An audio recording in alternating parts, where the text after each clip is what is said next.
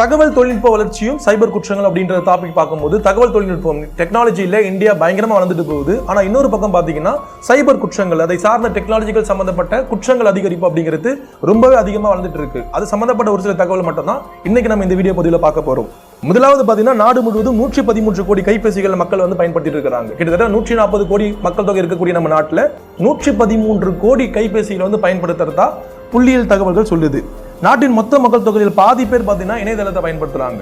அப்படின்னா 50% of population அப்படிங்கிறவங்க technology இன்டர்நெட்டை பயன்படுத்திட்டு இருக்காங்க இந்தியாவில். அறிதிறன் பேசி அப்படின்னா நம்மளுடைய ஸ்மார்ட் போன். அறிதிறன் பேசி பயன்படுத்துவோர் ஒரு நாளுக்கு சராசரியாக 2 மணி நேரம் 15 நிமிடத்தை செயலிக்காக, அதாவது ஒவ்வொரு அப்ளிகேஷன்ஸை பயன்படுத்துறதுக்காக இந்தியாவை சார்ந்த ஆட்கள் 2 மணி நேரம் 15 நிமிஷத்தை ஆவரேஜா செலவு பண்றாங்க அப்படின்னு சொல்லிட்டு நம்மளுடைய டேட்டா சொல்லுது. யூபிஐ பண பரிவர்த்தனை மூலியமா 200 கோடி அளவில் ஒரு மாசத்துல மட்டுமே மோசடிகள் நடைபெறதா அந்த தகவல் சொல்லுது நமக்கு. ஸ்மார்ட் போனை பார்த்தீங்கன்னா 45% பேர் பண பரிவர்த்தனைக்காக, அதாச்சும் மணி டிரான்ஸ்பருக்காக பயன்படுத்திட்டு இருக்கிறாங்க. இன்னமும் ஒரு 55% மக்களுக்கு இந்த ஆன்லைன் டிரான்சாக்ஷன் அப்படிங்கிறது இன்னும் போய் சேரல அப்படிங்கிற தகவல் இதுல உறுதியாகுது. நாட்டில் இருக்கக்கூடிய மொத்த மக்கள் தொகையில 46.7 கோடி பேர் பாத்தீங்கன்னா சமூக ஊடகங்களை பயன்படுத்துறாங்க. சோசியல் மீடியாவை பயன்படுத்தக்கூடிய எண்ணிக்கைன்னு பாத்தீங்கன்னா 46.7 கோடி பேர்.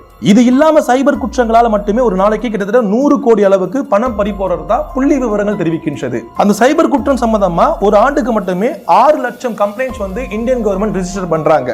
நான் மோசடியில் சிக்கியிருக்கேன், நான் ஏமாற்றப்பட்டிருக்கேன், என்னுடைய பணம் திருடப்பட்டிருக்கு அப்படிங்கிற மாதிரி கிட்டத்தட்ட ஒரு 6 லட்சம் கேசஸ் ஒரு வருஷத்துக்கு இந்தியாவில் ஃபைல் ஆகுது. இது கடந்த 3 ஆண்டுகளில் பார்த்தீங்கன்னா 350% பெருகி இருக்கிறதா அந்த டேட்டாஸ் நமக்கு கன்வே பண்ணுது. நம்ம பயன்படுத்தக்கூடிய கைபேசி, அதாவது நம்மளுடைய மொபைல் போனுக்கு ஒரு மாசத்துக்கு கிட்டத்தட்ட 61 மோசடி கால்கள், அதாவது ஸ்பாம் கால்ஸ் அப்படிங்கிறது வரதா இந்த டேட்டாஸ் நமக்கு தெரியப்படுத்துது.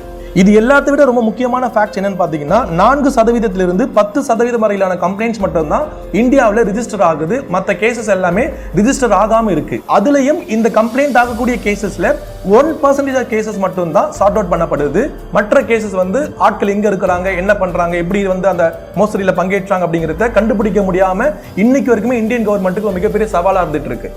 இப்படி பரவலா இருக்கக்கூடிய சைபர் குற்றங்கள் நம்ம தப்பிக்கணும் அப்படின்னா நமக்கு வரக்கூடிய தேவையற்ற லிங்க், தேவையற்ற அழைப்புகள், தேவையற்ற மெசேஜஸ்க்கு நம்ம ரெஸ்பான்ஸ் பண்ணாம இருந்தோம்னாலே மேக்சிமம் நம்ம தப்பிக்கலாம்.